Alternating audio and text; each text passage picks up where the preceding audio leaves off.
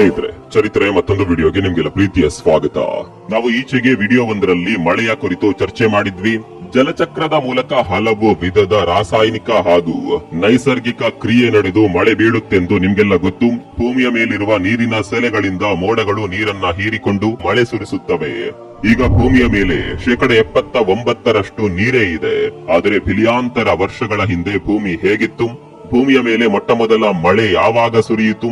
ನೀರೇ ಇಲ್ಲದೆ ಬೆಂಡಾಗಿದ್ದ ಭೂಮಿಯು ಶಾಖ ಹಾಗೂ ಬಿಸಿ ಲಾವಾ ತುಂಬಿದ್ದ ದೊಡ್ಡ ಕಲ್ಲಿನ ಉಂಡೆಯಾಗಿತ್ತು. ಹೀಗಿರುವಾಗ ಮೋಡಗಳು ಇಲ್ಲಿಯ ಯಾವ ನೀರನ್ನ ಹೀರಿಕೊಂಡು ಭೂಮಿಯ ಮೇಲೆ ಸುರಿಸಿದವು? ಭೂಮಿಯ ಮೇಲೆ ಸೃಷ್ಟಿಯಾದ ದೊಡ್ಡ ಹಾಗೂ ವಿಶಾಲ ಸಾಗರಗಳು ಮಿಲಿಯಾಂತರ ವರ್ಷಗಳ ಕಾಲ ನಿರಂತರವಾಗಿ ಸುರಿದ ಮಳೆಯ ಕೊಡುಗೆಯೇ? ಇಂತಹ ಎಷ್ಟೋ ವಿಚಿತ್ರ ಗೊಂದಲಗಳು ಆಗಾಗ ನಿಮ್ಗೂ ಸಹ ಕಾಡಿರಬಹುದು. ಇವತ್ತು ವಿಜ್ಞಾನವು ಇಂತಹ ಸಾಕಷ್ಟು ತರ್ಕಗಳಿಗೆ ಉತ್ತರ ಕಂಡು ಹಿಡಿದಿದೆ. ಇವತ್ತಿನ ಈ ವಿಡಿಯೋದಲ್ಲಿ ಭೂಮಿಯ ಮೇಲಾದ ಮೊಟ್ಟ ಮೊದಲ ವರ್ಷಧಾರೆಯ ಬಗ್ಗೆ, ಅದಕ್ಕೆ ಕಾರಣವಾದ ನೈಸರ್ಗಿಕ ಹಾಗೂ ಕೆಮಿಕಲ್ ಸಂಗತಿಗಳ ಬಗ್ಗೆ, ಇಲ್ಲಿ ಸಾಗರಗಳು ಹೇಗೆ ಸೃಷ್ಟಿಯಾದವು ಎಂಬ ಬಗ್ಗೆ ಇರುವ ಬಹುತೇಕ ಆಸಕ್ತಿಕರ ವಿಷಯಗಳನ್ನ ಇವತ್ತಿನ ಈ ವಿಡಿಯೋದಲ್ಲಿ ಅಷ್ಟೇ ಕುತೂಹಲಕಾರಿಯಾಗಿ ತಿಳಿಯುತ್ತಾ ಹೋಗೋಣ ಬನ್ನಿ.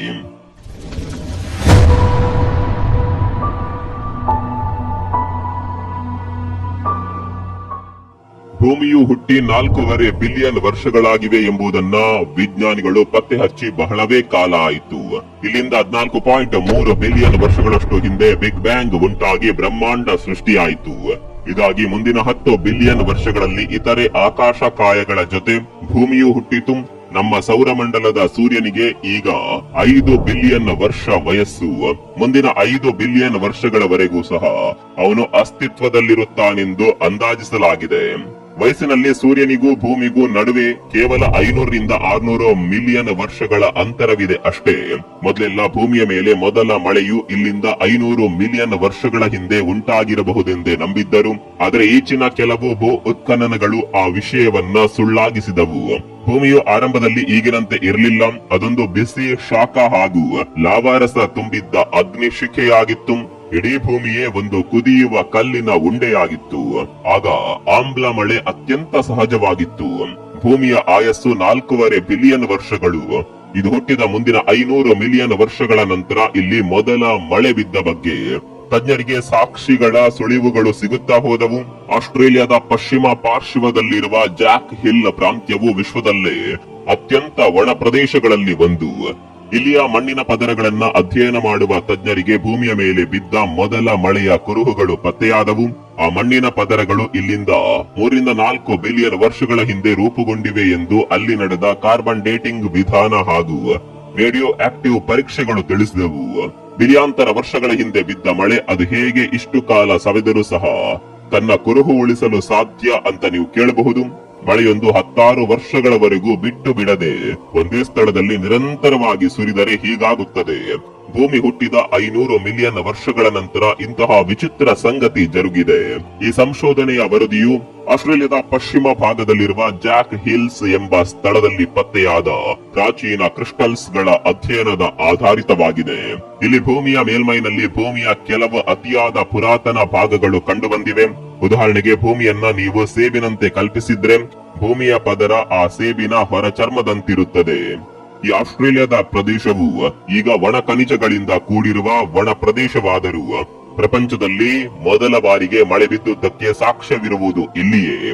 ಸಂಶೋಧಕರು ಜಕಾರ್ನ್ ಎಂಬ ಖನಿಜದೊಳಗೆ ಸೆರೆಯಾಗಿದ್ದ ಆಮ್ಲಜನಕವನ್ನ ಅಳೆದರು. ಈ ಖನಿಜವು 3 ರಿಂದ 4.2 ಬಿಲಿಯನ್ ವರ್ಷಗಳ ಹಿಂದಿನ ಭೂಮಿಯ ಪದರಗಳ ಒಳಗೆ ರೂಪುಗೊಂಡಿತ್ತು. ಈ ಮೂಲಕ ಅವರು ಕಂಡುಹಿಡಿದಿರುವುದು ಏನೆಂದರೆ, ಈ ಖನಿಜಗಳು ರೂಪುಗೊಂಡಂತಹ ಬಿಸಿ ಲಾವಾದ ಅವಶೇಷಗಳು ಆ ಕಾಲದಲ್ಲಿ ಆಕಾಶದಿಂದ ಬಿದ್ದ ನೀರಿನ ಸಂಪರ್ಕಕ್ಕೆ ಬಂದಿದ್ದವು ಎಂಬುದು.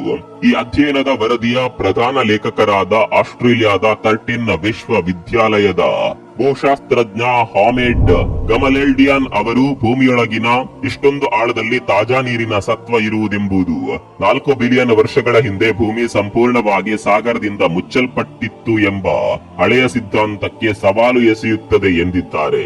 ಅತಿ ಪುರಾತನವಾದ ಜಕಾರ್ನ್ ಖನಿಜ ಹಾಗೂ ಹಳೆಯ ಕ್ರಿಸ್ಟಲ್ ನ ಚೂರುಗಳಿಂದಾಗಿ ಆಸ್ಟ್ರೇಲಿಯಾದ ಈ ಭಾಗದಲ್ಲಿ ಮೊಟ್ಟಮೊದಲ ವರ್ಷಧಾರೆಯಾಗಿರೋದು ಪತ್ತೆಯಾಗಿದೆ. ಜಕಾರ್ನ್ ಎಂಬ ಖನಿಜದಲ್ಲಿ ಸಾಕಷ್ಟು ಪ್ರಮಾಣದ ಶುದ್ಧ ಆಮ್ಲಜನಕದ ಅನಿಲವು ಬಹಳ ವರ್ಷಗಳವರೆಗೂ ಸಹ ಟ್ರ್ಯಾಪ್ ಆಗಿತ್ತು. ಇವು ಮೇಲೆ ಬಂದಾಗ ವಾಟರ್ ಹಾಗೂ ಆಕ್ಸಿಜನ್ ಮಾಲಿಕ್ಯೂಲ್ಗಳಾಗಿ ಇವು ಬದಲಾದಾಗ ವಾತಾವರಣವು ಇವುಗಳನ್ನ ಹೀರಿಕೊಂಡಿತು.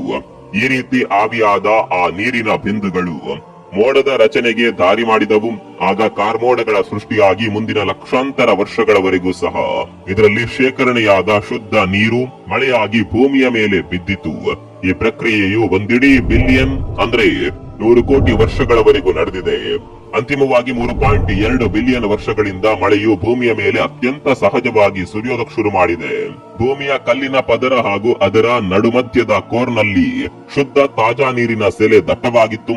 ಮಳೆಯ ಧಾರೆಯಿಂದಾಗಿ ಭೂಮಿ ಸೀಳು ಬಿಟ್ಟು ಸಿಡಿಯಲು ಶುರುವಾದಾಗ ಅಲ್ಲಲ್ಲಿ ಭೂಮಿಯ ಕ್ರಸ್ಟ್ ನಲ್ಲಿದ್ದ ಬಿಸಿ ಲಾವಾ ನೀರಿನ ಜೊತೆ ಬೆರೆತು ಭೂಮಿಯ ಮೇಲೆ ಜ್ವಾಲಾಮುಖಿಗಳ ಸೃಷ್ಟಿಗೆ ನಾಂದಿ ಹಾಡಿತು. ಈಗಾಗಲೇ ಭೂಮಿಯ ಒಳಗಿದ್ದ ನೀರು ಹಾಗೂ ಸುರಿದ ಮಳೆಯ ನೀರೆಲ್ಲ ಸೇರಿ ಸಾಗರಗಳು ರಚನೆಯಾದವು. ಇಲ್ಲಿ ಖಂಡಾಂತರ ಚಲನೆಯ ಪಾತ್ರವೂ ಸಹ ಇದೆ.